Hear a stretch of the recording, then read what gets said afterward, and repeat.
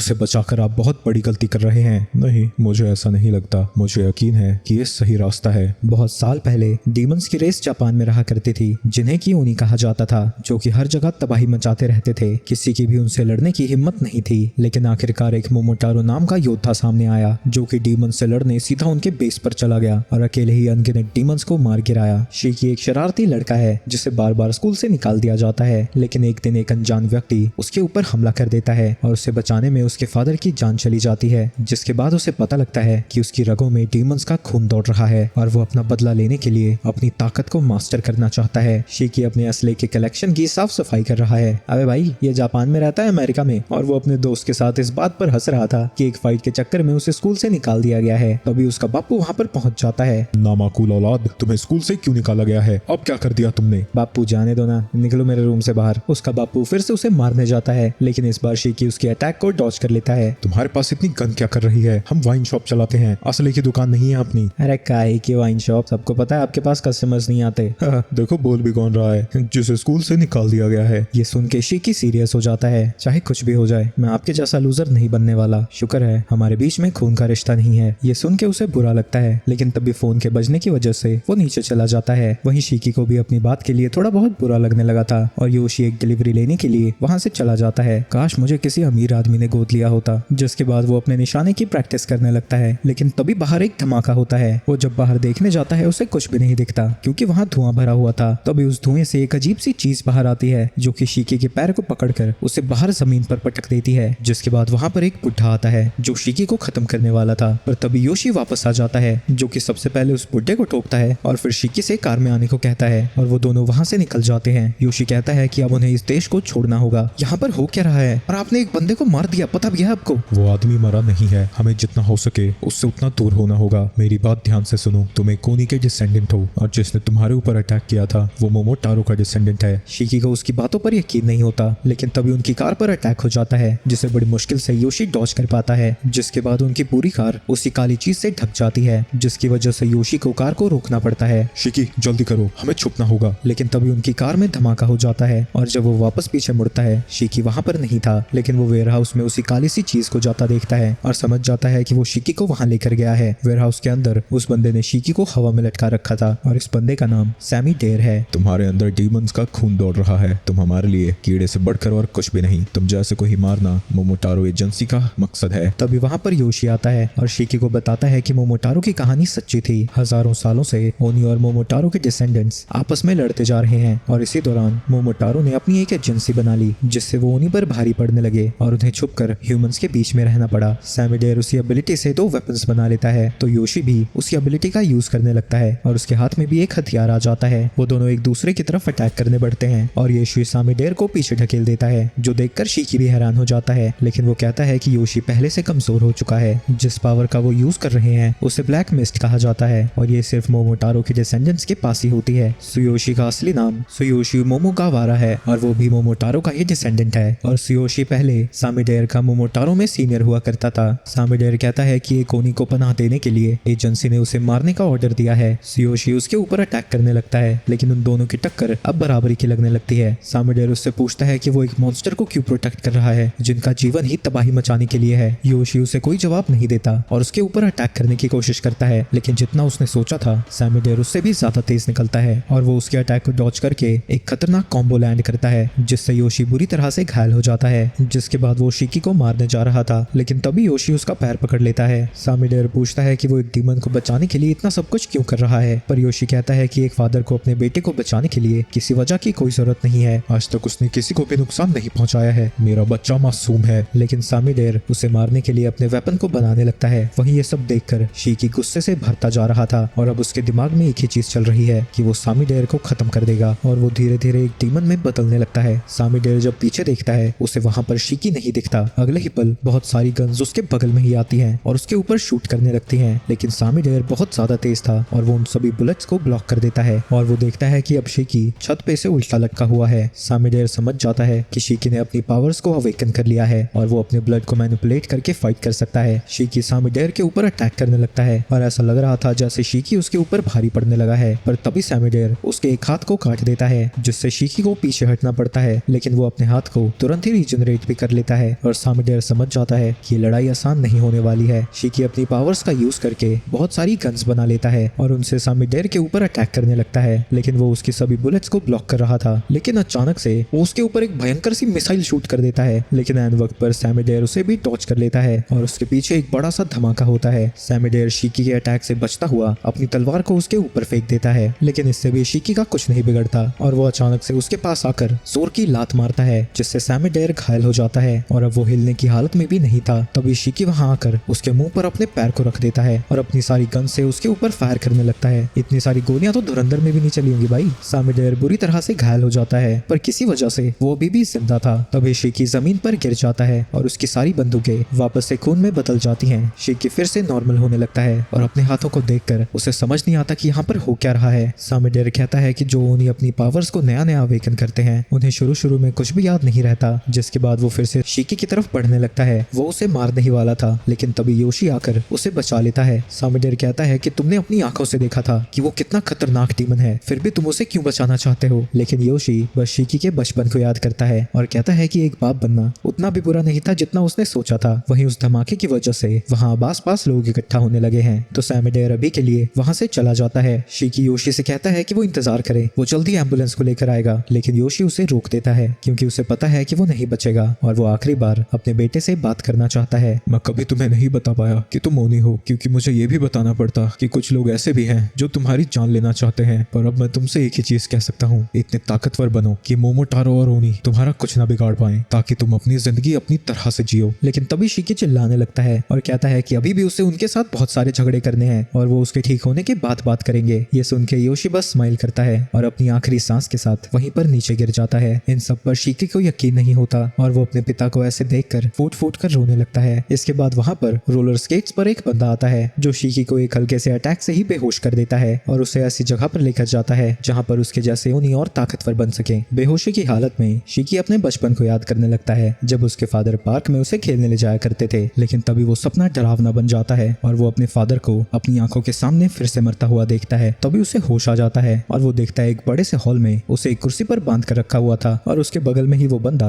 अपने छाते से पुशअप कर रहा है। वो अपना नाम उसे नेटो बताता है और वो भी शिकी की तरह एक ओनी है। तुम्हारे पिता का शरीर सेफली एक जगह पर स्टोर कर दिया गया है और मैं तुम्हें यहाँ पर इवैल्यूएट करने के लिए लेकर आया हूँ। नेटो उसके पास उस बोर्ड को लेकर आता है। देख रहा है जिंगूर, रोलर स्केट्स चलने के मुकाबले कितने ज्यादा बेहतर होते हैं। चलो सबसे पहले तुम्हें मोमोटारो एजेंसी के बारे में बताता हूँ। वो अपनी एजेंसी बनाकर ओनीज को हंट करते हैं, तो इसे काउंटर करने के लिए हमने भी अपनी एजेंसी बना ली ताकि उनसे लड़ सके। मेरा काम नए अवेकन किए हुए ओनीज को यहाँ लाना है ताकि मैं चेक कर सकूं कि वो एजेंसी को ज्वाइन करने के लायक हैं या फिर नहीं। जिसके बाद वो उसके मुंह पर से पट्टी हटा देता है। साले छपरी, तूने अगर मेरे पिता की बॉडी के साथ कुछ भी किया होगा मैं तेरी जान ले लूंगा। तुम्हारा स्कोर पहले से ही 0 था, पर तुम्हारे 1 पॉइंट माइनस होते हैं और तुम्हारा ऊपर का माला खाली है क्या? मैंने 1 मिनट पहले ही कहा था तुम्हारे पिता की बॉडी सेफली स्टोर कर दी गई है। लेकिन शिकी उसे गालियां देना जारी रखता है और कहता है कि वो उस पर भरोसा कैसे कर सकता है। तुम्हारे और पॉइंट्स माइनस होते हैं। अगर तुम पास होना चाहते हो तो बेहतर होगा कि तुम अपना मुंह बंद रखो। शिकी को इवैल्यूएशन से घंटा फर्क नहीं पड़ता था, लेकिन वो फ्री तो होना चाहता है, तो वो अपने मुंह को बंद रखता है। लेकिन इसके बावजूद भी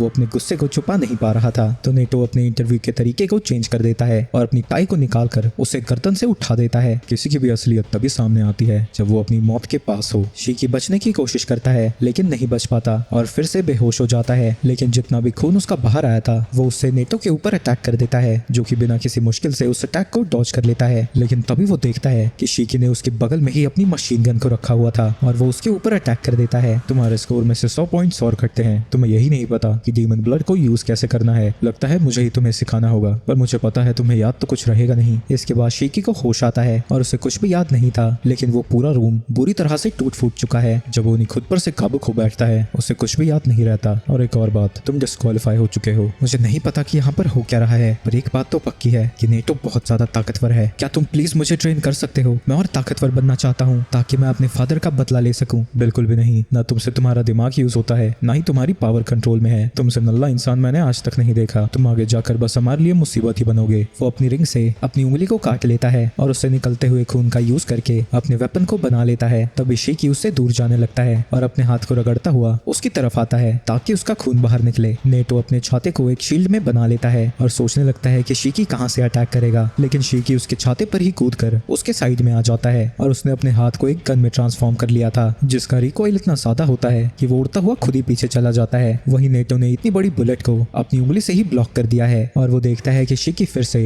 बर्जर्क मोड में जा रहा है। तो नेटो अपने स्पेशल मूव का यूज करने लगता है। वो खुद एक केज में था और उसके खून से बने हुए आर्चर्स शिकी के ऊपर निशाना लगाने लगते हैं, लेकिन शिकी अपनी पावर्स को फिर से कंट्रोल में कर लेता है। तो नेटो अपनी पावर्स को डिसेबल कर देता है। नेटो ये देखकर हैरान था कि उसने अपनी पावर्स को भी कंट्रोल किया और बर्जर्क मोड जाने से भी खुद को रोक लिया, जो कि बहुत कम लोग कर सकते हैं। और वो उससे पूछता है कि उसने ऐसा कैसे किया। मैंने तो बस तुम्हें कॉपी किया और सोचा कि मेरे हाथ में एक भयंकर सी गन आ जाए। ये कैसी बकवास कर रहा है। कुछ साल लोग अपने ब्लड को कंट्रोल नहीं कर पाते क्योंकि उसके लिए दिमाग शांत रखना पड़ता है, पर लगता है ये बाकियों से अलग है। नेटो उसे अपने पंटर की तरह एक्सेप्ट करने से मना कर देता है और अपने ब्लड को स्पेयर की शेप में बनाकर ऐसा दिखाता है जैसा वो उसके ऊपर अटैक करने वाला हो, लेकिन वो उसके बगल में अटैक करता है और कहता है कि वो उसका पंटर नहीं बल्कि स्टूडेंट बन सकता है, जो सुन के शिकी कंफ्यूज हो जाता है। दोनों एक चीजें नहीं है भाई। नेटो उसे बताता है कि जिस जगह पर वो है उसे हेल्स डोर स्टेप कहा जाता है। इस आइलैंड के बीचों बीच डीमंस के लिए एक स्कूल बनाया गया है जिसका नाम रासेत्सु एकेडमी है, जहाँ पर ओनीस को मोमोटारो से लड़ने के लिए ट्रेन किया जाता है। ये सब सुनकर शिकी हैरान हो जाता है। तो नेटो उसे मारता हुआ बताता है कि वो यहाँ पर ब्लड को कंट्रोल करना सीखेगा और वो उसका होम रूम टीचर है, लेकिन अगर वो उन्हें प्रोग्रेस करता हुआ नहीं दिखेगा तो उसे स्कूल से निकाल दिया जाएगा। तभी शिकी नोटिस करता है कि उसके सर पर सींग उग रखी है। नेटो उसे बताता है कि ये उसकी पावर्स की निशानी है और जैसे जैसे वो उसे कंट्रोल करना सीखेगा वो इसे छुपा सकता है। तुम्हारे अलावा और भी कई स्टूडेंट पास हुए हैं और उन सब में तुम सबसे ज्यादा कमजोर हो। जिसके बाद वो क्लास की तरफ जाने लगता है। अगर तुम 15 सेकंड में क्लास में नहीं पहुंचे तो तुम्हें स्कूल से निकाल दिया जाएगा। लेकिन शिकी किसी तरह उसके साथ ही क्लासरूम तक पहुंच जाता है। शिकी सोचने लगता है कि वो धुरंधर जैसी कोई कूल सी एंट्री लेगा, लेकिन नेटो उसके पिछवाड़े पे लात मारकर उसे गेट के अंदर फेंक देता है। शिकी के नाक से खून बहने लगता है तो वो एक स्टूडेंट से टिश्यू मांगता है, लेकिन वो सीधा कहता है कि वो उससे बात ना करे और स्टूडेंट का नाम जिन था। ये नाम जाना पहचाना क्यों लग रहा है। शिकी उसके ऊपर हंसने लगता है क्योंकि उसकी तो सींगे भी नहीं थी,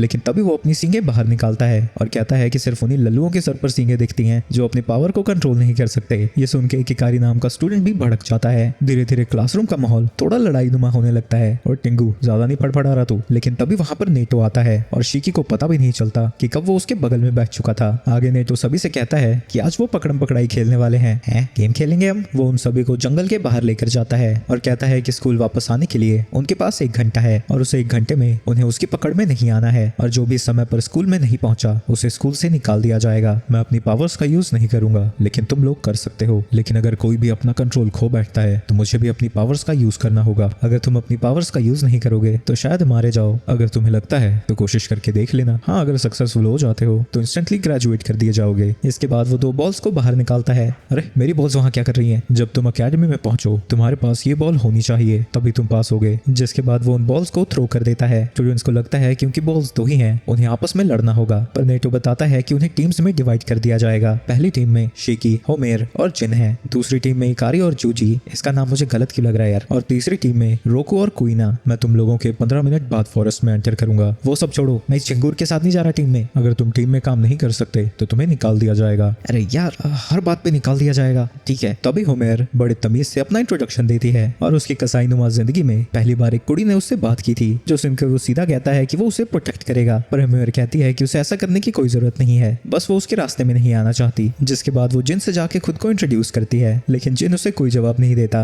और वो रोते हुए उससे बात करने के लिए उससे माफी मांगने लगती है। शिकी होमेर से कहता है कि वो बहुत सुंदर है, रोकर उसका चेहरा खराब हो जाएगा। जिसके बाद वो जिन पर जाकर चिल्लाने लगता है, पर जिन कहता है कि वो सिंप बनना बंद करे और कयम पर ध्यान दे। इसके बाद नेटो उन्हें जल्दी से फॉरेस्ट में जाने को कहता है और सबसे पहले जिन और शिकी जाते हैं। जिन निंजा की तरह पेड़ों पर कूदता जा रहा था और सोचने लगता है कि वो नेटो को कैसे मारेगा, क्योंकि उसे मारते ही वो ग्रेजुएट हो जाएगा और जो चाहे स्क्वाड को ज्वाइन कर सकता है और फाइनली अपने दुश्मन से लड़ पाएगा। तभी अचानक से शिकी उसके ऊपर अटैक करने लगता है और कहता है कि वो साबित कर रहेगा कि वो जिन से ज्यादा ताकतवर है। जिन भी फाइट के लिए तैयार हो जाता है और अपने मास्क को हटाता है और हम देखते हैं कि उसके चेहरे पर बहुत सारे निशान थे और वो जब अपने ग्लव्स को हटाता है वहां पर भी बहुत सारे टाकों के निशान थे। वो एक टाके को खोल देता है और अपने खून को 100 ब्लेड्स की तरह घुमाने लगता है। जिन उससे कहता है कि अगर उसे डर लग रहा है तो उसे यहाँ से भाग जाना चाहिए, पर शिकी कहता है कि अगर वो अभी भाग गया तो वो कभी अपने पिता का बदला नहीं ले पाएगा। वो अपने ब्लड को निकालने लगता है, लेकिन इस बार वो उसे गन में नहीं बदल पाता, तो वो उसी स्टिक का यूज करके लड़ने लगता है। लेकिन जल्दी उसे पता लग जाता है कि वो एक स्टिक से जिन से नहीं लड़ सकता। दूसरी तरफ होमेर उन दोनों लड़कों को ढूंढ रही थी। तभी उसे पेड़ों के गिरने की आवाज आती है और उसे लगने लगता है कि शायद वो इस जगह के लिए बनी ही नहीं है। लेकिन तभी उसे याद आता है कि शिकी ने उसे क्यूट कहा था और वो उसे ढूंढने के लिए जाने लगती है। वहीं अगर ये औरत 2 कदम और बढ़ती तो उसे एक बॉल मिल जानी थी। दूसरी तरफ शिकी बिना अपनी पावर्स के जिन से लड़ने की कोशिश कर रहा है, जो बिना अपने ब्लड ब्लड का यूज करके उसकी कुटाई करने में लग रखा है। शिकी को समझ नहीं आता कि वो अपनी पावर्स को इतनी आसानी से कैसे कंट्रोल कर पा रहा है। तभी वो रियलाइज करता है कि जिन की पावर्स शिकी और नेटो की पावर से अलग हैं। वो ये सब सोच ही रहा था, तभी जिन उसे पंच मारकर नीचे गिरा देता है। अपनी हार की वजह से वो दुखी हो जाता है और जिन उसे छोड़कर वहां से जाने लगता है। लेकिन तभी शिकी फिर से खड़ा होता है और कहता है कि अभी लड़ाई खत्म नहीं हुई है। ये देखकर जिन अपने एक सौ को उसकी तरफ फेंक देता है और ये अकल की अंधी औरत उसी वक्त उसकी ब्लेड के सामने आ जाती है। लेकिन एन वक्त पर शिकी उसे बचा लेता है। शिकी जिन से कहता है कि वो होमेर से माफी मांगे, अगर वो इतने कमजोर अटैक से मर जाती तो ये उसकी गलती ही है। ये सुन के शिकी को गुस्सा आ जाता है, लेकिन तभी वो सुनता है कि होमेर लगातार आई एम सॉरी बोले जा रही है। उसके नाक से खून बहने लगता है, जो कि धीरे धीरे खून से बनी एक औरत में बदल जाता है, जो देखकर जिन और शिकी दोनों ही डर जाते हैं। उन्हें समझ नहीं आता कि अटैक ऑन टाइटन वाले यहाँ क्या कर रहे हैं। तभी होमेर उन दोनों को यहाँ से भागने को कहती है, क्योंकि ये जायंट उन दोनों को मार डालेगी। तभी वो टाइटन जमीन पर अटैक कर देती है। शिकी बड़ी मुश्किल से उसके अटैक को डॉज कर पाता है, लेकिन जिन सीधा उस टाइटन से लड़ने पहुंचा हुआ था, लेकिन उसके अटैक का उस टाइटन पर कोई असर नहीं होता। तभी इतना खून लूज करने की वजह से होमेर बेहोश हो जाती है और जब शिकी उस टाइटन से उसे दूर करने जाता है, वो देखता है कि वो टाइटन एक्चुअली उसे प्रोटेक्ट कर रही है और जिन भी सोच में पड़ जाता है कि कहीं उसके ब्लड की अपनी ही कोई सोच तो नहीं। तभी वो टाइटन अपने मुंह से खून उगलकर उनके ऊपर अटैक कर देती है। जिन एक पत्थर के पीछे छुपकर खुद को बचा लेता है, लेकिन शिकी को छुपने का टाइम नहीं मिलता। तभी होमेर को होश आता है और वो उस टाइटन को बड़ी बहन बुलाकर उसे रुकने को कहती है और वो फिर से शिकी को यहाँ से जाने को कहती है। पर शिकी कहता है कि अगर उसने उसकी मदद नहीं की तो वो ब्लड लॉस की वजह से मारी जाएगी और वो अपनी आंखों के सामने दोबारा किसी को नहीं मरने देगा। तभी वो टाइटन बहुत जोर से चिल्लाने लगती है, जिसकी शॉकवेव इतनी ज्यादा थी कि वो बाकी के स्टूडेंट्स तक भी पहुंच जाती है। वही इन सब चीजों को नेटो एक पेड़ पर चढ़कर देख रहा था और अभी के लिए वो सब कुछ शिकी और जिन के ऊपर छोड़ देता है। शिकी फिर से अपने ब्लड से वेपन बनाने की कोशिश करता है, लेकिन इस बार भी कुछ नहीं होता। जिसके बाद वो टाइटन कुछ पत्थरों को पकड़कर शिकी के ऊपर फेंक देती है। शिकी खुद को बहुत कमजोर महसूस कर रहा था। आज तक वो एक भी फाइट नहीं हारा था, लेकिन अब वो खुद को बहुत यूजलेस महसूस करने लगा है। जिन उससे कहता है कि अगर वो रोने वाला है तो उसे घर चले जाना चाहिए। अब सावन के अंदर मैं रो नहीं रहा था, मेरी आंखों से पसीना गिर रहा था। आगे जिन अपने दोनों हाथों में अलग अलग तरह के चेन सॉस बनाता है, जो देखकर नेटो भी इम्प्रेस हो जाता है। डीमन ब्लड जो भी यूजर इमेजिन करे वो फॉर्म ले सकता है, लेकिन ये चीज उनके पास के ऊपर डिपेंड होती है, चाहे वो पास का ट्रॉमा हो, उनकी लाइफ या फिर सिंपल पसंद। जिन उस टाइटन की तरफ बढ़ने लगता है और गोल वाली सॉ का यूज करके उसके ऊपर चढ़ रहा था। वो उसकी गर्दन को काटने जाता है, लेकिन वो टाइटन अपने हाथ को बीच में लाकर खुद को बचा लेती है। दूसरी तरफ शिकी अपने हाथ पर चिल्ला रहा था, साले तू वेपन क्यों नहीं बना रहा है, छिछोरी हरकतें तो दूसरे हाथ से भी हो जाएंगी, तू तो अपना काम कर। तभी वो रियलाइज करता है कि जिन जो वेपन बनाता है वो चीजों को काटने के लिए होते हैं और होमेर का भी अपने वेपन के साथ पर्सनल कनेक्शन है और उसे गन्स अमेरिकन से भी ज्यादा पसंद है। और तभी अचानक से वो अपनी पावर्स को कंट्रोल करने लगता है। दूसरी तरफ जिन को उस टाइटन से लड़ने में काफी मुश्किल होने लगी है, जो अचानक से इतनी जोर से चिल्लाती है जिससे जिन के कानों से खून बाहर आने लगता है, जिसकी वजह से उसका बैलेंस भी बिगड़ जाता है और उसे लगने लगता है कि आज वो मरने वाला है और अब नेटो भी उनकी मदद करने आने वाला था। लेकिन तभी शिकी आवाज लगाता है, फिकर not my dear, hero is here, और वो अपने ग्रेनेड लॉन्चर से उस टाइटन के ऊपर अटैक कर देता है। उसकी पावर्स को देखकर जिन और नेटो दोनों ही हैरान हो जाते हैं, क्योंकि शिकी ने अपने एक ही अटैक से उस टाइटन को हरा दिया था। तभी वहां पर बारिश होने लगती है और जिन रियलाइज करता है कि शिकी का अटैक इतना ज्यादा पावरफुल था कि उसने वेदर को ही चेंज कर दिया। शिकी होमेर के पास जाने लगता है, लेकिन तभी वो नीचे गिर जाता है। वहां पर नेटो आता है और बताता है कि उसने बहुत ज्यादा पावर यूज कर ली थी, इसलिए वो अपने शरीर को नहीं मूव कर पा रहा। वो किसी तरह खुद को खड़ा करता है और कहता है कि वो अभी भी लड़ सकता है, लेकिन तभी वो फिर से नीचे गिर जाता है। तुम सही में कुछ ज्यादा ही नल्ले हो, लेकिन अगर तुम ज्यादा ब्लड का यूज करते हो तो तुम्हारी मौत भी हो सकती है। ये सुन के शिकी को अपनी नहीं बल्कि होमेर की फिक्र होने लगती है और वो नेटो से उसके पास जाने को कहता है। नेटो इस बात से हैरान था कि ऐसी हालत में भी उसे दूसरे इंसान की फिक्र हो रही है।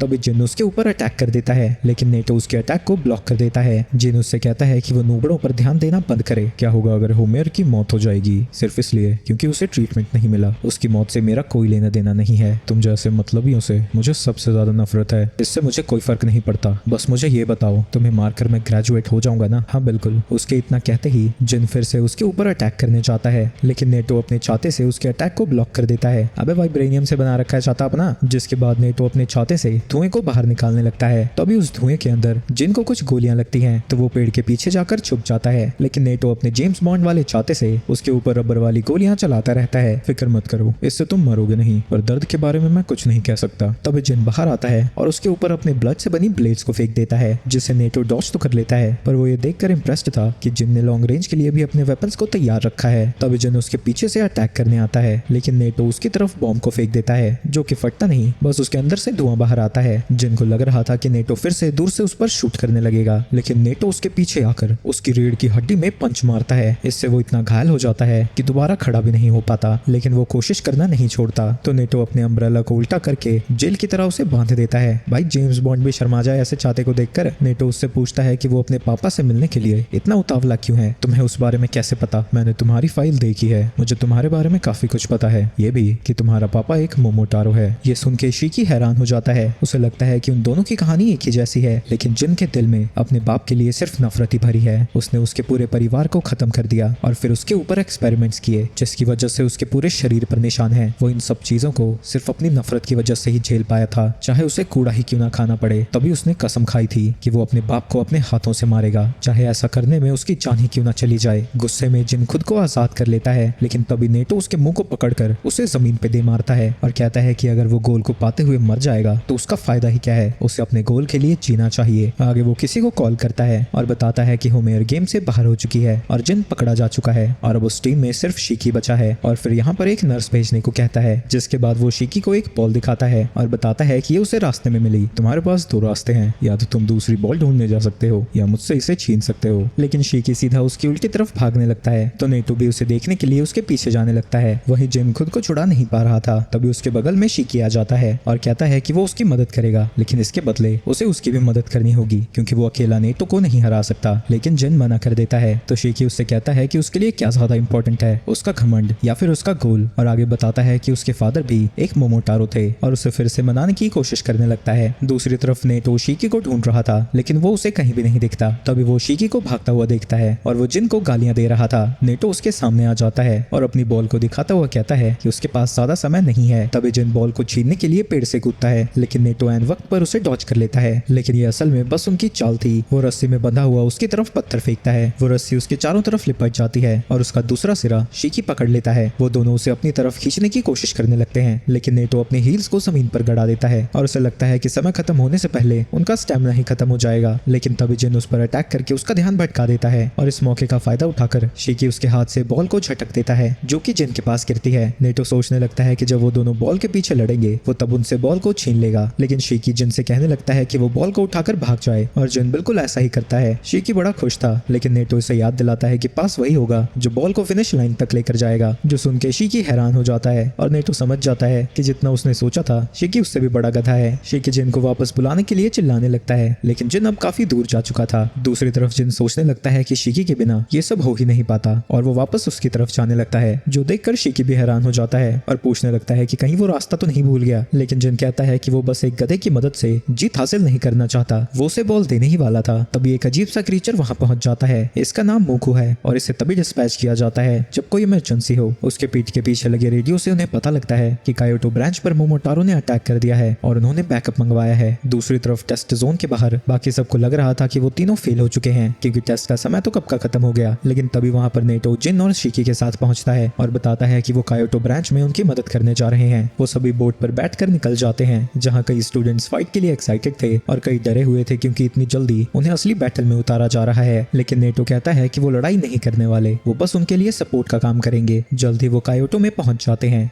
जहां डीमंस का बेस एक फेमस टेंपल के नीचे है। आगे वो एक रेस्टोरेंट में जाते हैं जहां अंदर एक छुपा हुआ रास्ता था। दूसरी तरफ हम सुबा कीरी को देखते हैं, जिसने डीमंस के एक यूनिट को खत्म कर दिया है और उसकी वाइस कैप्टन यामोगी उससे कहती है कि उसने फिर से कुछ ज्यादा ही कर दिया और ये सब साफ सफाई करने में उनका दिमाग खराब होने वाला है। पर सुबा कीरी कहता है कि वो खुद को रोक ही नहीं सकता। इन कीड़ों को देखकर उसका दिमाग खराब हो जाता है। काश उनका सामना किसी फीमेल ओनी से हो, उनके साथ एक्सपेरिमेंट करने में ज्यादा मजा आता है क्योंकि वो ज्यादा दर्द सह सकती हैं। यामोगी कहती है कि उसके एक्सपेरिमेंट्स बहुत घटिया होते हैं, खासकर वो चीज जो उसके पीछे से आ रही है। सुबा कीरी बताता है कि उसने इसे एक कुत्ता, एक बंदर और एक फेजेंट को मिलाकर बनाया है। हमारा काम डीमंस को ढूंढकर खत्म करना है, ना कि उन पर एक्सपेरिमेंट्स करना। मैं भी तो एक तरह से तुम्हारी मदद ही कर रहा हूँ। डीमंस अपने ब्लड से वेपन बना सकते हैं और खुद को हील भी कर सकते हैं। सोचो, अगर हम उससे कंट्रोल करना सीख जाएं तो उन्हें मारना कितना आसान हो जाएगा। वहीं एक डीमन बच्चा वहीं पर छुपा हुआ था। तभी उसे उन दोनों के कदम दूर जाते हुए सुनाई देते हैं, लेकिन जैसे ही वो चैन की सांस लेता है, सुबा कीरी उसके पास पहुंच जाता है। वो उसे अपनी लैब में ले जाना चाहता था, तो यामोगी उसे बेहोश करने जाती है। लेकिन ऐसा करते वक्त उस बच्चे के एक खून का छींटा सुबा कीरी के कोट पर चला जाता है, जिससे सुबा कीरी पगला सा जाता है और उस बच्चे को पीटने लगता है। वो कहता है कि वो डीमन ब्लड पर रिसर्च तो करना चाहता है, लेकिन ये फिर भी बहुत गंदी चीज है। वो उसे अपने यूनिट यूनिफॉर्म पर नहीं देख सकता। इसके बाद वो अपनी पावर्स का यूज करके सारे मरे हुए डीमंस के टुकड़े उसके सामने लेकर आता है। बताओ बच्चे, इसमें से कौन है तुम्हारे माँ बाप? लेकिन वो बच्चा इतना डरा हुआ था कि वो कुछ भी नहीं कह पाता। तो सुबाकिरी उन लाशों से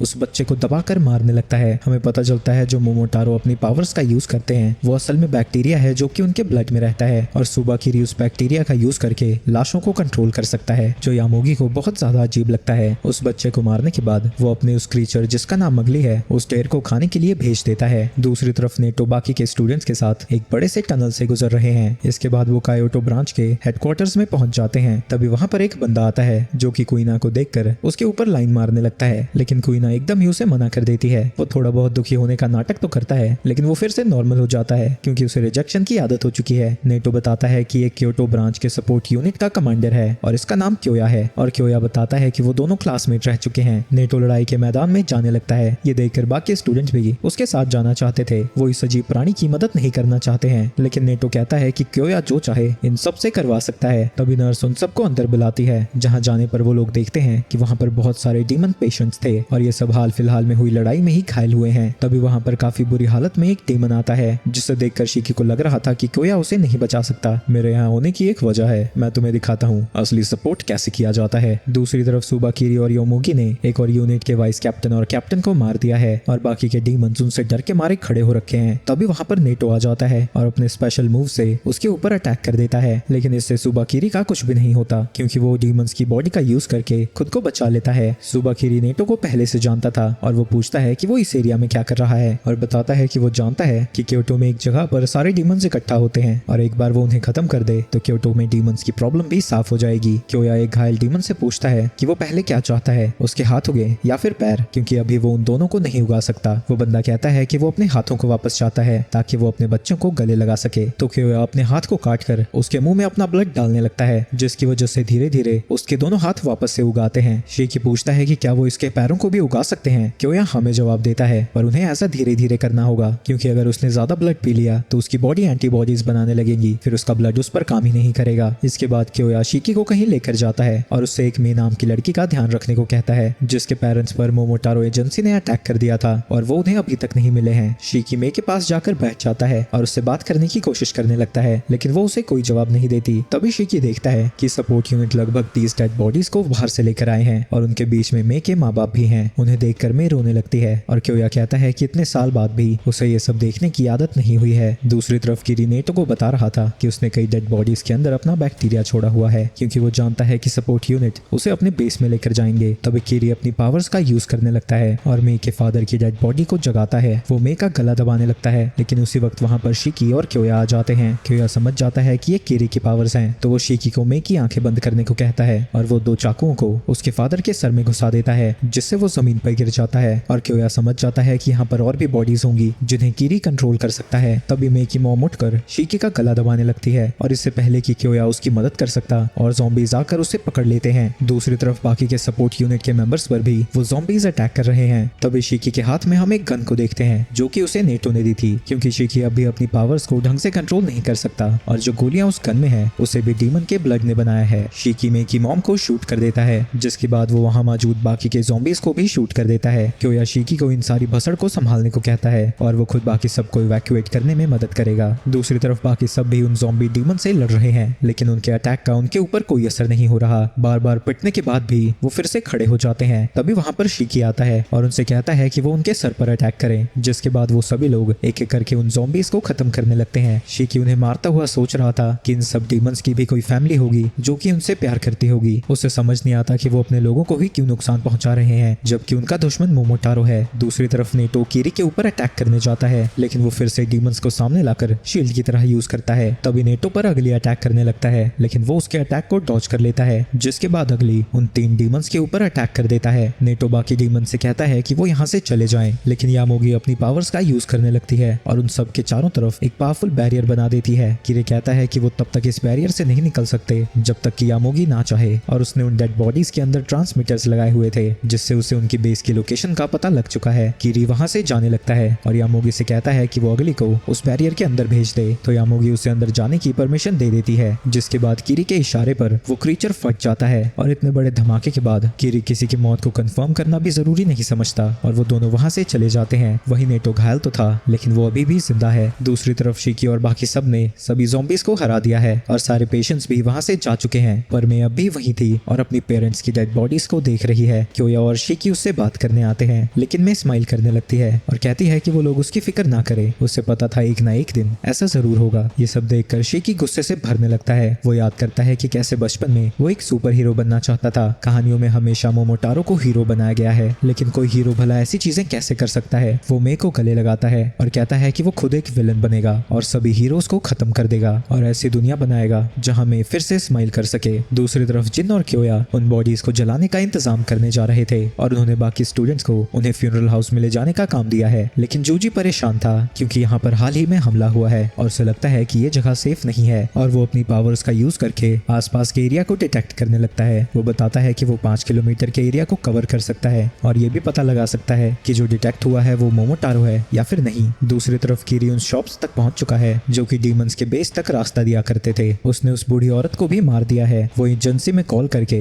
अपने क्रीचर्स को यहाँ पर भेजने के लिए कहता है और साथ ही एक खतरनाक डीमन के बारे में भी इंफॉर्मेशन मांगता है जिसका नाम वो भूल गया है। यामोगी को लगता है कि अंदर बहुत सारे डीमंस होंगे तो उन्हें अंदर पॉइजन गैस फेंक देनी चाहिए। तभी कीरी को उस खतरनाक डीमन की रिपोर्ट मिलती है और वो असल में शिकी था। वो कहता है कि वो अंदर पॉइजन गैस नहीं फेंक सकते क्योंकि वो शिकी को जिंदा पकड़ना चाहता है। दूसरी तरफ क्योया जिन को वो जगह दिखाता है जहाँ पर वो डीमंस के डेड बॉडीज को जलाते हैं, जिसके बाद वो जिन को गर्लफ्रेंड के नाम पर चढ़ाने लगता है तो जिन वहां से चला जाता है। लेकिन तभी क्योया के पीछे कीरी आ जाता है जो कि उसकी पीठ में चाकू घुसाने वाला था, लेकिन क्योया के घूमने की वजह से वो उसके साइड में लगती है। जिन उससे लड़ने के लिए तैयार हो जाता है लेकिन उसी वक्त यामोगी आकर उसके हाथ को अपने बैरियर से बांधकर तोड़ देती है। जिन डरा हुआ था लेकिन क्योया अभी भी शांत है और उससे कहता है कि वो बाकी लोगों को इन सब के बारे में बताए, तब तक वो इन्हें रोक कर रखेगा। जिन के जाने के बाद यामोगी पूरे डीमन बेस के ऊपर अपना एक बैरियर बना देती है ताकि कोई भी यहाँ से जिंदा बचकर ना जा सके। क्योया जानता है कि वो लड़ाई में उतना अच्छा नहीं है, ना ही बाकी के स्टूडेंट्स इन दोनों का सामना कर सकते हैं, तो उसे लगता है कि आज वो मरने वाला है। तभी कीरी उससे शिकी के बारे में पूछता है जो सुन के क्योया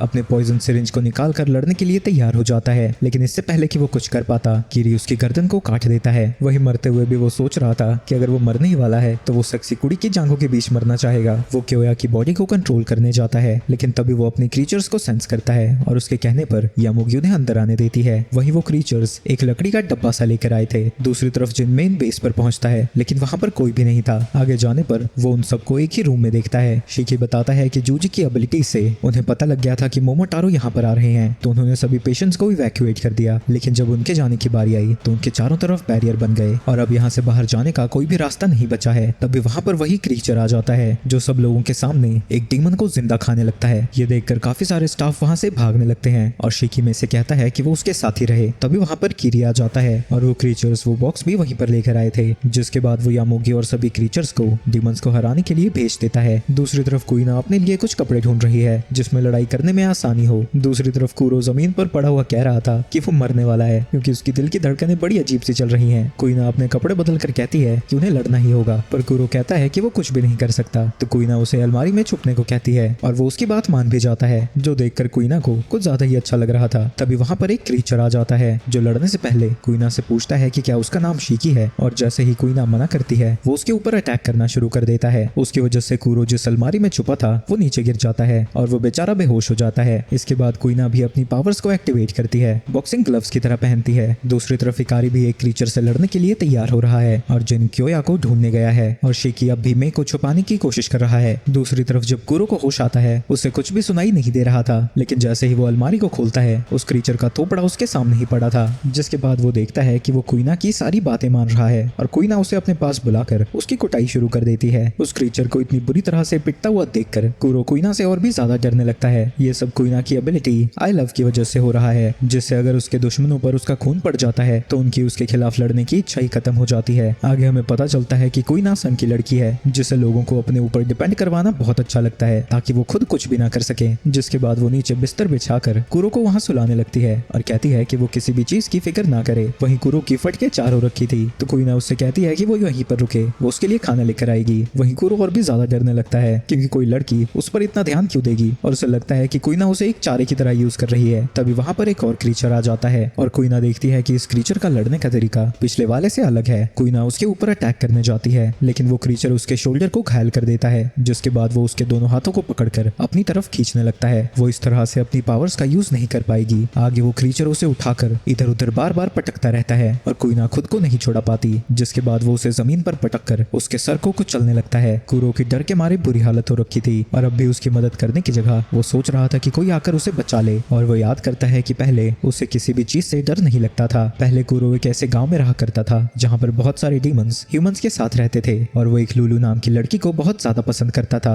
और चाहे वो अंदर से जितना भी डरा हुआ हो, लुलू के सामने वो कुछ भी कर सकता था। वो दोनों अपना समय खुशी खुशी बिताते थे, लेकिन असल में लुलू को एक बीमारी थी और क्योंकि वो एक डीमन थी उसे किसी नॉर्मल डॉक्टर के पास नहीं ले जाया जा सकता था। विलेज में एक ही डीमन डॉक्टर था जो कि उसका ध्यान रखा करता था, लेकिन एक दिन मोमोटारो एजेंसी ने वहां पर अटैक करके उस डॉक्टर को मार दिया और उसके बिना लुलू की कंडीशन और बुरी होती जा रही है। कुरो उससे कहता है कि वो फिक्र ना करे, वो उसके लिए दूसरा डीमन डॉक्टर ढूंढ कर लेकर आएगा। लुलू उससे कहती है कि वो कुछ भी कर सकता है और हमेशा वो इतना ही बहादुर रहे। इतना कहने के बाद उसकी मौत हो जाती है, जिसके बाद कुरो की कुछ भी करने की इच्छा ही मर जाती है, यहाँ तक कि वो रात को सो भी नहीं पाता और धीरे धीरे वो ऐसा बन गया। तभी उसे याद आता है कि लुलू ने जाने से पहले कहा था कि वो बहुत बहादुर है। वो क्रीचर कुइना को मारने वाला था, लेकिन ऐन वक्त पर कुरो आकर उसे बचा लेता है और सोचने लगता है कि जब वो दोबारा लुलू से मिले वो बताना चाहता है कि उसके जाने के बाद भी वो बहादुर ही था। जिसके बाद वो अपनी पावर्स का यूज करने लगता है और अपने ब्लड से लुलू को बना लेता है। वो ब्लड धीरे धीरे उसकी बॉडी को कवर करने लगता है, जिससे उसका सारा डर खत्म हो जाता है, लेकिन असल में ये उसकी असली एबिलिटी नहीं थी। वो उसे तभी एक्टिवेट कर पाता है जब वो पूरी तरह से डरा ना हो। जिसके बाद वो उस क्रीचर के ऊपर अटैक करने लगता है और खून से बनी फूलों की पंखुड़ियां उस क्रीचर को छल्ली छल्ली करने लगती हैं, लेकिन वो मॉन्स्टर फिर भी सर्वाइव कर जाता है। पर कुरो को अभी भी डर नहीं लग रहा था और वो पूरे कॉन्फिडेंस से उससे लड़ना जारी रखता है। साथ ही वो अपने पास्ट को भी याद कर रहा था। उससे लड़ते हुए वो उस क्रीचर के दोनों हाथों को काट देता है और जब वो क्रीचर उसके ऊपर अटैक नहीं कर पाता वो उस पर एक कॉम्बो लैंड करता है और उसकी गर्दन को काट देता है। दूसरी तरफ शीकी में से कह रहा था कि वो ना डरे क्योंकि सारे क्रीचर्स यहाँ से जा चुके हैं, लेकिन मैं अभी भी दुखी थी और कहती है कि उसे अपने पेरेंट्स के साथ ही मर जाना चाहिए था। पर शीकी उसे समझाता है कि उसके माँ बाप ने उसे बचाने के लिए अपनी जिंदगी दी थी, अगर वो मर जाएगी तो उनका बलिदान बेकार चला जाएगा। जिसके बाद वो मोमोटारो से लड़ने वहां से जाने लगता है, लेकिन मैं उससे कहती है कि वो उन्हें नहीं हरा सकता। दूसरी तरफ कुछ डीमंस नेटो को होश में लाते हैं। वो 15 मिनट से बेहोश पड़ा हुआ था। डीमंस कहते हैं कि अगर वो उन्हें बचाने की कोशिश ना करता तो उसे इतनी चोटें कभी नहीं आती, पर नेटो बस उनसे कहता है कि वो उसके पीछे आए। दूसरी तरफ शीकी सुबह किरी के पास पहुंचता है और अपना इंट्रोडक्शन देने के बाद पूछता है कि क्या उसी ने डेड बॉडीज को अपने पपेट्स की तरह बनाया था, जिस पे सुबह किरी हाँ कहता है। तुम्हें शर्म नहीं आती मरे हुए लोगों का मजाक उड़ाते हुए? लेकिन ये सुन के किरी हंसने लगता है और कहता है कि डीमंस ह्यूमंस नहीं होते, तो उन्हें कैसे भी ट्रीट करो कोई फर्क नहीं पड़ता। ये सुन के शीकी गुस्से में उसके ऊपर अपनी गन तान देता है। दूसरी तरफ जिनको सामने यामोगी दिखती है जो उसे बताती है कि डॉक्टर मर चुका है, जिसके बाद वो दोनों ही लड़ने के लिए अपनी पावर्स को एक्टिवेट कर देते हैं। जिन उसके ऊपर अटैक करता है, लेकिन यामोगी अपना बैरियर बनाकर खुद को बचा लेती है और उससे कहती है कि इतने कमजोर अटैक से वो उसके ऊपर एक खरोंच भी नहीं ला सकता। दूसरी तरफ किरी चाकू फेंक कर शीकी के हाथ से गन को गिरा देता है और कहता है कि वो खिलौनों का यूज करना बंद करे और अपनी असली पावर्स यूज करे। तो शीकी अपनी पावर से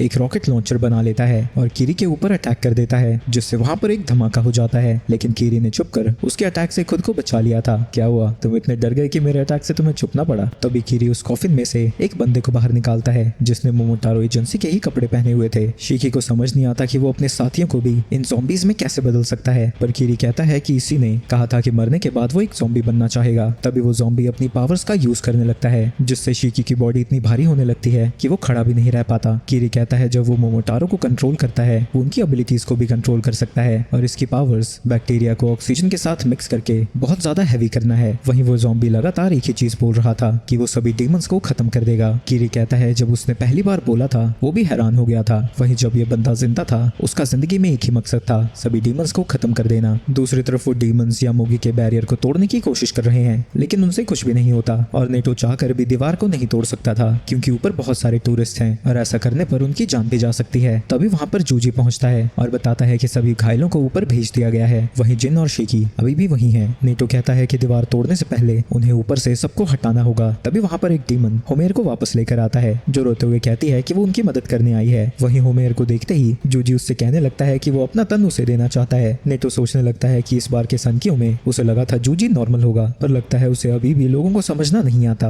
आगे नेटो होमेर के साथ बाहर आ जाता है और जूजी से कहता है कि वो अभी यहाँ पर एक लैंडस्लाइड करने वाले हैं जिससे सभी टूरिस्ट चले जाएंगे और उनके जाने की कंफर्मेशन जूजी देगा। आगे वो होमेर से कहता है कि वो अपनी पावर्स का यूज करे, लेकिन होमेर मना कर देती है क्योंकि वो अब भी उसे कंट्रोल नहीं कर सकती। तो नेटो प्लान को कैंसिल करता हुआ कहता है कि उसे स्कूल से निकाल दिया जाएगा क्योंकि उसे बेकार स्टूडेंट्स नहीं चाहिए। होमेर कहती है कि उसे अपनी पावर्स को यूज करने में डर लगता है। तुम कब तक ऐसे रहने वाली हो? जितने भी स्टूडेंट्स एकेडमी में आए हैं वो खुद को बदलने आए हैं। अगर तुम हमेशा ऐसी ही रहोगी तो तुम्हारा एकेडमी में आने का फायदा ही क्या है? जिसके बाद होमेर अपनी पावर्स का यूज करने लगती है। वो टाइटन लगातार नेटो के ऊपर अटैक करने लगती है, जिसकी वजह से वहां पर लैंडस्लाइड शुरू हो जाता है। दूसरी तरफ टेंपल में सभी डीमंस इंसानों से कह रहे थे कि वो जल्दी से यहाँ से चले जाएं। जूजी अपनी पावर्स का यूज करके बताता है कि सारे ह्यूमंस यहाँ से जा चुके हैं, तो नेटो होमेर को बेहोश कर देता है और कहता है कि उसने बहुत अच्छा काम किया। दूसरी तरफ जिन अभी भी यामोगी से लड़ रहा था और उससे दूरी रखने की कोशिश कर रहा है, लेकिन तभी यामोगी उसे एक बैरियर में ट्रैप कर देती है और उस बॉक्स को छोटा ही करती जाती है। लेकिन जिन अपनी पावर्स का यूज करके उसके बॉक्स को तोड़ देता है। तभी वहां पर इकारी आता है। तुम्हें क्या लगा था इस भद्दे मॉन्स्टर से तुम मुझे हरा सकती हो? जिसके बाद वो अपनी पावर्स का यूज करते हुए यामोगी की तरफ बढ़ने लगता है और उसके अटैक से बचता हुआ उसके जबड़े पर एक किक लैंड करता है और हमें पता चलता है कि इकारी की पावर्स उसके गुस्से के हिसाब से उसे कोई भी रैंडम पावर्स देती है और अभी उसे एक ऐसे बूट्स मिले हैं जिससे उसकी स्पीड और एजिलिटी बढ़ जाती है। यामोगी को लगता है कि इकारी बहुत तेज है जो उसके लिए मुसीबत बन सकता है। दूसरी तरफ नेटो अपनी पावर्स का यूज करके उस बैरियर को तोड़ देता है और वो भी यामोगी के पास पहुंच जाते हैं, लेकिन यामोगी उनसे डरने की जगह उन सबको मारने की तैयारी करने लगती है। दूसरी तरफ किरी भी शिकी को मारने वाला था, लेकिन तभी शिकी वहां से हट जाता है, जिसके बाद वो फिर से अपने रॉकेट लॉन्चर से उनके ऊपर अटैक कर देता है, लेकिन उस ज़ॉम्बी की पावर्स की वजह से वो रॉकेट उन तक पहुंच ही नहीं पाता। जिसके बाद किरी अपने ज़ॉम्बी से ऑक्सीजन को एक छोटे एरिया में कंप्रेस करता है और उससे शिकी के ऊपर अटैक कर देता है, जिसकी वजह से शिकी को इंटरनली काफी ज्यादा इंजरीज होती हैं। किरी को यकीन नहीं होता कि शिकी किशन का बेटा है, जो कि हिस्ट्री में सबसे पावरफुल डीमन जनरल था। दूसरी तरफ मे को भी जमीन हिलती हुई महसूस होती है और वो डरने लगती है क्योंकि अब तक शिकी वापस नहीं आया था। दूसरी तरफ मोमोटारो एजेंसी में हम सैमी डेयर को देखते हैं, जहां पर उसकी नई वाइस कैप्टन हीना उसका स्वागत करती है और उसकी तारीफों के पुल बांधने लगती है क्योंकि मोमोटारो में वो कोई 30 मार खां है। लेकिन सैमी डेयर कहता है कि वो अकेला काम करता है, उसे किसी की जरूरत नहीं है। लेकिन हीना कहती है कि रूल के हिसाब से उन्हें साथ में ही काम करना चाहिए और उससे चिल्ड्रन ऑफ किशन के बारे में पूछती है। सैमी डेयर कहता है कि बहुत समय पहले एक किशन नाम का डीमन था जिसने मोमोटारो एजेंसी को लगभग खत्म ही कर दिया और माना जाता है कि उसके काफी सारे बच्चे थे। हीना कहती है कि अगर ऐसा है तो उसके बच्चों को भी बच्चे हुए होंगे, तो उसके तो बहुत सारे डिसेंडेंट्स होंगे। पर सैमी डेयर कहता है कि चिल्ड्रन ऑफ किशन होने का मतलब उसका डिसेंडेंट होना नहीं है, बल्कि किशन की पावर्स उसके पास होना है। यानी कई डिसेंडेंट्स के पास किशन की पावर्स नहीं है और जिनके पास उसकी पावर्स होती है उसे चिल्ड्रन ऑफ किशन कहा जाता है और वो समय समय पर पैदा होते रहते हैं। हीना को समझ नहीं आता कि वो क्या कह रहा है। तभी एक और मोमोटारो उसे बताता है कि चिल्ड्रन ऑफ किशन तब पैदा होते हैं जब मोमोटारो एजेंसी डीमंस के ऊपर भारी पड़ने लगती है। वो उसे अपना नाम शिनिया बताता है और वो 21वीं यूनिट का कैप्टन है। वो बताता है कि डीमंस और मोमोटारो के बीच ये लड़ाई हजारों सालों से चल रही है और ये सब किशन और उसके डिसेंडेंट्स की वजह से है। जब भी वो डीमंस को खत्म करने वाले होते हैं, चिल्ड्रन ऑफ किशन आ जाते हैं, जिससे ये युद्ध लंबा खिंचता ही जाता है। वो आगे बताता है कि डीमंस के साथ लड़ाई में कई ह्यूमंस भी चपेट में आ जाते हैं। ऐसे में पॉलिटिशियंस उनकी मदद करते हैं, पर वो ये भी चाहते हैं कि मोमोटारो एजेंसी डीमंस को पकड़कर उनके खून से दवाइयां बनाए। वो कहता है कि अगर डीमंस ह्यूमंस के बीच ना छुपे होते तो उन्हें इन लीचड़ पॉलिटिशियंस की ना सुननी पड़ती। वो लोग उनकी मदद सिर्फ इसलिए करते हैं ताकि मुसीबत के वक्त मोमोटारो एजेंसी सबसे पहले उन्हें बचाए। आगे वो कहता है कि वो शिकी को खत्म कर देगा, पर सैमी डेयर उसे बाकी के डीमंस को संभालने को कहता है क्योंकि शिकी उसका शिकार है। और हीना के पूछने पर वो बताता है कि शिकी के अलावा एक और चाइल्ड ऑफ किशन है। दूसरी तरफ कीरी कह रहा था कि टोटल 8 चिल्ड्रन ऑफ किशन होते हैं और एक बार शिकी के अंदर उसकी पावर्स जाग गई तो वो उनके लिए मुसीबत बन सकता है। लेकिन अब भी वो उसके ऊपर एक्सपेरिमेंट्स करने की सोच रहा था। तभी शिकी फिर से वेपन बनाकर कीरी के ऊपर अटैक करने लगता है, पर कीरी उसके हर अटैक को डॉज कर रहा था। तभी अचानक से शिकी जमीन पर गिर जाता है। इतना ब्लड यूज करने की वजह से वो बहुत कमजोर महसूस करने लगा था। कीरी फिर से शिकी को जमीन पर दबाने लगता है, लेकिन तभी वो बगल में मे को नोटिस करता है। मैं शिकी से कहता है कि वो यहाँ से चली जाए, लेकिन मैं भागती नहीं और कीरी से पूछती है कि उसके माँ बाप ने तो कुछ किया भी नहीं था, तो उसने उन्हें क्यों मारा। पर कीरी कहता है कि मच्छर काटे या फिर ना काटे, उन्हें मारना बेहतर ही होता है। शिकी मे का नाम लेके फिर से उसे जाने को कहता है। ये सुन के कीरी को याद आ जाता है कि उसके पेरेंट्स कौन थे। वो उसके सामने गिड़गिड़ा रहे थे कि वो मे को कुछ भी ना करे। बिल्कुल, मैं उसे अभी कुछ भी नहीं करूंगा, लेकिन कुछ समय बाद उसके साथ भी वही होगा जो मैं बाकी डीमंस के साथ करता हूँ। ये सब सुनकर मे रोने लगती है। शिकी किसी तरह खड़ा होने की कोशिश कर रहा है, लेकिन कीरी फोर्स को बढ़ा देता है और कहता है कि अब वो अपनी पावर्स का यूज नहीं कर सकता। तभी अचानक से वहां पर आग आ जाती है और हमें पता चलता है कि हर चिल्ड्रन ऑफ किशन के पास एक एलिमेंटल पावर होती है, जैसे हवा, बिजली, पानी और बाकी सब। वहीं शिकी की पावर फायर है। अपनी नई पावर की मदद से शिकी खुद को आजाद कर लेता है और अब उसे लग रहा था कि वो उन्हें हरा सकता है। कीरी शिकी के ऊपर अटैक करने जाता है, लेकिन तभी एक बुलेट आकर उसके हाथ को फाड़ देती है और वो जख्म जलने लगता है। कीरी को लगता है कि इतने कम खून के साथ अगर वो इतना ताकतवर है तो उसे जिंदा छोड़ना बहुत खतरनाक हो सकता है। तभी शिकी अपने घुटनों पर आ जाता है क्योंकि वो अभी आग को कंट्रोल नहीं कर पा रहा है। ये देखते ही कीरी फिर से शिकी को जमीन पर दबाने लगता है, जिसके बाद वो मे को मारने जाता है और कहता है कि वो भी अपने पेरेंट्स की तरह कीड़े मकोड़ों जैसे मरेगी। शिकी उससे पूछता है कि उस बच्चे ने आखिर किया क्या है, क्या डीमंस को आम जिंदगी जीने का भी हक नहीं है। ये सुन के मे को याद आता है जब उसने अपने माँ बाप से यही सवाल किया था और उन्होंने उससे कहा था कि हर किसी को शांति और खुशी से जीने का हक होता है। वहीं कीरी को गुस्सा आ रहा था और वो इससे भी पावरफुल अटैक करने जाता है। ये देख के शिकी भी अपने वेपन को बना लेता है, लेकिन कीरी को लगता है कि वो बस नाटक कर रहा है क्योंकि उसके पास इतना खून है ही नहीं कि वो उस पर अटैक कर सके। लेकिन तभी शिकी अपने फ्लेम एलिमेंट का यूज करके कीरी के ऊपर अटैक कर देता है। कीरी बस उसके अटैक को अपनी तरफ आता हुआ देख ही पाता है, जिससे वो बुरी तरह से घायल हो जाता है और उसे यकीन नहीं होता कि वो ऐसे से हार गया जिसने अभी अभी अपनी पावर्स अवेकन की हैं। वो उसी ज़ॉम्बी की तरफ बढ़ने लगता है और पास के सीन में हम देखते हैं जब कीरी मोमोटारो एजेंसी में बस एक रिसर्चर था, तभी उसके पास मानका आता है जो कि चाहता था कि वो उसकी स्क्वाड को ज्वाइन करे। कीरी मना कर देता है, लेकिन इसके बाद भी उसे मानका की टीम में डाल दिया जाता है और वो देखता है कि मानका जिस डीमन को भी मारता है उसके लिए प्रे जरूर करता है। लेकिन कीरी को ये सब समझ नहीं आता क्योंकि बचपन में डीमंस ने उसके पेरेंट्स को मार दिया था। इसके बाद उसके अंदर धीरे धीरे सारे इमोशन खत्म हो गए। जब ये चीजें वो मानका को बताता है तो मानका उसे हर रोज अपने फैमिली के साथ उसे डिनर करवाने के लिए लेकर आता है, जिसकी वजह से धीरे धीरे कीरी के अंदर फिर से वो इमोशंस जागने लगते हैं। लेकिन वो मानका से पूछता है कि उसने एक फैमिली शुरू की क्यों, जबकि उसका काम इतना खतरनाक है। मानका कहता है कि उसकी फैमिली उसे जिंदा वापस आने के लिए मोटिवेट करती है। इसके बाद एक दिन वो एक डीमन के घर पर रेड करने जाते हैं, जहाँ उसे एक डीमन बच्चा दिखता है। मानका बच्चे को नहीं मार पाता, लेकिन बाहर जाने के बाद वो बच्चा खुद पर से कंट्रोल खो बैठता है और बहुत सारे लोगों को मार दिया, मानका के बच्चे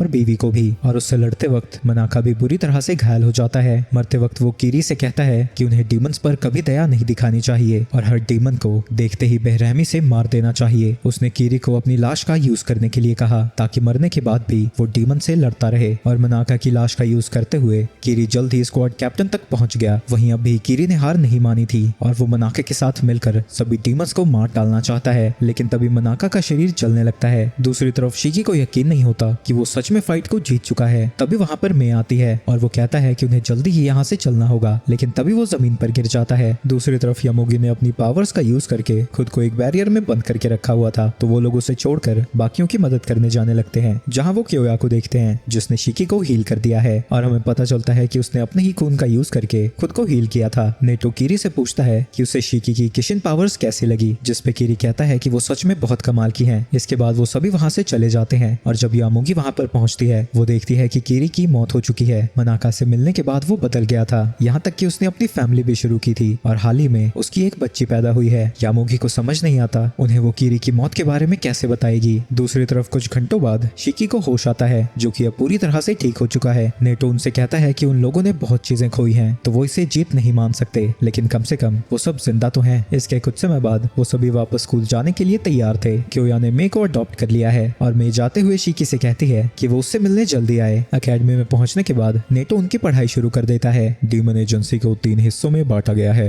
बैटल यूनिट, सर्वे यूनिट और मेडिकल यूनिट। ग्रेजुएशन के बाद तुम तीनों में से किसी एक ग्रुप को ज्वाइन करोगे जो कि तुम्हारे ब्लड की पावर्स पर बेस होगा। लेकिन इकारी को सोता हुआ देखकर वो उसके कान के पास चुटकी बजाता है और सबसे कहता है कि अब उन्हें अपने पार्टनर चुनने हैं जो उनके साथ डॉर्म रूम में रहेंगे। लेकिन किसी के साथ भी रहना उनमें से किसी को अच्छा नहीं लग रहा था और जूजी कहता है कि उनके नंबर के हिसाब से किसी एक लड़के को अलग रहना होगा, जिसे भी पार्टनर नहीं मिलता है वो मेरे साथ रहेगा। जो सुन के सभी स्टूडेंट्स डर जाते हैं। कुइना कहती है कि वो कूरो के साथ रहेगी, लेकिन नेटो मना कर देता है क्योंकि लड़का और लड़की साथ में नहीं रह सकती। वहीं ये सब सुनकर जूजी और शिकी कूरो पर भड़कने लगते हैं और उससे पूछते हैं कि उसने कौन से मंत्र मारे हैं। आगे वो सभी लोग बहस करते रहते हैं और शिकी इकारी से पूछता है कि क्या वो उसका रूममेट बनना चाहेगा, लेकिन इकारी सीधा ही मना कर देता है और जूजी कूरो से पूछने जाता है, लेकिन उसके भद्दे से थोपड़े को देखकर कूरो भी मना कर देता है। इसके बाद वो लोग डिसाइड करते हैं कि वो रॉक पेपर सीजर खेलेंगे और जो भी हारेगा उसे नेटो के साथ रहना होगा। इस गेम में जूजी हारता है, जिसका बेचारे को बहुत बड़ा सदमा लगता है, लेकिन शिकी भी ज्यादा खुश नहीं था क्योंकि उसका रूममेट जिन बना है। वहीं जिन किशन की पावर्स और उसके बच्चों के बारे में और चीजें जानना चाहता है। शिकी मे के बारे में सोचने लगता है और उम्मीद करता है कि वो खुशी होगी। दूसरी तरफ मोमोटारो एजेंसी में शिन्या शिकी को मारना चाहता है क्योंकि उसने कीरी को हराया था और ऐसा करने के बाद उसे लगता है कि उसे प्रमोशन जरूर मिलेगी। आगे हम सभी स्टूडेंट्स को नहाते हुए देखते हैं, जहाँ पर शिकी बड़बड़ किए जा रहा है पर कोई उसकी बात नहीं सुनता। जिन और इकारी वहाँ से जाने लगते हैं और कहते हैं कि कम से कम नहाते वक्त वो चुप रहा करे। वहीं कूरो डरा हुआ था क्योंकि उसे यकीन है कि कुइना बाहर उसका इंतजार कर रही है, जो सुन के वो दोनों ही हैरान हो जाते हैं। तभी वहाँ पर नेटो आता है और बताता है कि आज वो एक इवैक्यूएशन ड्रिल करने वाले हैं और जिम में आने के लिए उनके पास सिर्फ 10 मिनट हैं। आगे वो सभी जिम में पहुंच जाते हैं और नेटो कहता है कि आज के मौसम का वो पूरा फायदा उठाने वाले हैं। आज उन सबको ये सिखाया जाएगा कि इमरजेंसी सिचुएशन में क्या क्या करना होता है। उन्हें जिस चीज की भी जरूरत पड़ने वाली है वो पहले ही यहाँ पर मौजूद है। अगला नोटिस मिलने तक उन्हें इसी जिम में रहना होगा। जिसके बाद नेटो वहाँ से जाने लगता है। उसके जाते ही सारे स्टूडेंट्स बैठकर खाना खाने लगते हैं और सब कुछ खत्म कर देते हैं, लेकिन अभी भी एक पुडिंग बची हुई थी और कुरो कहता है कि उसे पुडिंग सबसे ज्यादा पसंद है। पर यह सुनकर कुइना भड़क जाती है और कहती है कि उसे पुडिंग उससे भी ज्यादा पसंद कैसे हो सकती है, लेकिन तभी वो कहती है कि वो उसकी बनाई हुई पुडिंग खा सकता है। तभी होमेर सभी से पूछती है कि आखिरी बची पुडिंग कोई खाना चाहता है, लेकिन सभी स्टूडेंट्स मना कर देते हैं क्योंकि उन्होंने पहले ही खा लिया था। और जैसे ही बेचारा जिन अपना हाथ खड़ा करता है, शिकी होमेर के हाथ से पुडिंग ले चुका था, लेकिन उसके हाथ वापस नीचे करने से पहले शिकी उसे देख लेता है और कहता है कि अगर उसे भूख लगी है तो वो उसकी आखिरी प्लेट खा सकता है। लेकिन ये सुन के जिन को सिर्फ गुस्सा ही आता है। दूसरी तरफ नेटो इवैक्यूएशन ड्रिल के लिए सारे रूम्स को चेक कर रहा है। तभी वहाँ पर एक मैसेंजर आता है और प्रिंसिपल उससे कहता है कि उसे इमरजेंसी ड्रिल के रूल्स इतने सख्ती से फॉलो करने की कोई जरूरत नहीं है, क्योंकि वो दोनों ही जानते हैं कि यहाँ पर असली में कोई खतरा नहीं है। दूसरी तरफ जिन शीकी से उस पुडिंग के लिए लड़ने के लिए तैयार हो रहा है। क्या यार, तो सिंपल ये भी नहीं बोल सकता कि तुझे पुडिंग चाहिए? इतना डरपोक है तू। लेकिन ये सुन के जिन का गुस्सा और बढ़ जाता है और वो अपनी पावर्स को एक्टिवेट कर देता है। वो शिकी की तरफ अपनी सॉ को फेंकता है जिससे शिकी ब्लॉक कर देता है, लेकिन इससे पहले कि शिकी अटैक कर पाता वहाँ पर नेटो आ जाता है। तुम गधे, एक पुडिंग के पीछे अपनी जान खतरे में डाल रहे हो, और ये क्या है? मेरे लिए तुम लोगों ने खाना भी नहीं छोड़ा। ये सुन के होमेर उससे माफी मांगने लगती है, लेकिन बाकी के स्टूडेंट्स कह रहे थे कि उसे पहले बताना चाहिए था कि वो भी उनके साथ खाना खाएगा। आगे वो उन्हें बताता है कि जिम में फाइटिंग और अपनी पावर्स का यूज करना मना है और कोई भी अगर उसकी परमिशन के बाहर जाता है तो उसे स्कूल से निकाल दिया जाएगा। नेटो पुडिंग लेकर चला जाता है, लेकिन वो चम्मच भूल गया था, पर कोई भी चम्मच देने के पीछे स्कूल से बाहर नहीं निकलना चाहता। इसके बाद सभी सोने की तैयारी करने लगते हैं, जहाँ शिकी अपनी उम्र के लोगों के साथ बात करने के लिए एक्साइटेड था, लेकिन जिन बिल्कुल उसका उल्टा है, तो वो उन सबसे दूर जा रखा है। आगे कुइना कुरो से कहती है कि वो उसके साथ आकर सो जाए। ये सब इकारी को नहीं पसंद आता क्योंकि उसके ख्याल थोड़े पुराने जमाने के हैं, तो वो लड़कियों को एक तरफ और लड़कों को दूसरी तरफ सोने को कहता है। सारे लड़के भूतों की कहानियां सुनाने लगते हैं, जिससे शिकी की फटने लगती है। वो कहता है कि जिनको इन सबसे डर लग रहा होगा तो उन्हें किसी और बारे में बात करनी चाहिए, पर जिन कहता है कि उसे कोई दिक्कत नहीं है। दूसरी तरफ नेटो क्योया से बात कर रहा था और बताता है कि क्योटो का बेस फिर से बनना शुरू हो चुका है। दूसरी तरफ लड़कों की कहानियां अभी भी जारी थी। तभी वहाँ पर लाइट चली जाती है, जिससे डर के मारे शिकी चिल्लाने लगता है। जूजी अपने फोन की फ्लैश लाइट चलाता है और वो लोग देखते हैं कि वहाँ पर कोई अजीब सी चीज आ रखी है, जिसे देखकर वो डरने लगते हैं। इकारी को लगता है कि वो कोई भूत है और वो उसके ऊपर अटैक करने जाता है, लेकिन तभी वो उड़ता हुआ पीछे चला जाता है। ये देखकर सारे लड़के डर के मारे जिनके पीछे छुप जाते हैं। शोर शराबा सुन के वो दोनों लड़कियां भी इधर आ जाती हैं। वहीं शिकी इतना ज्यादा डरा हुआ था